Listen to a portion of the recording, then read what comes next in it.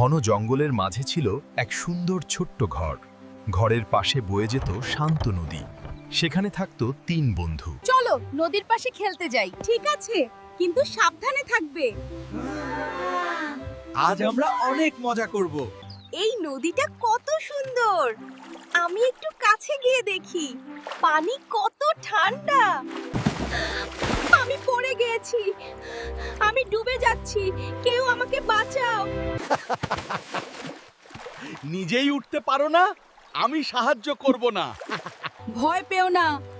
আমার হাত ধরো, আমি তোমাকে বাঁচাবো।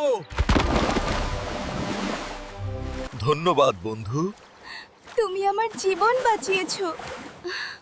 বন্ধুর জন্য এটা আমার দায়িত্ব। আমি ভুল করেছি। আমাকে ক্ষমা করো।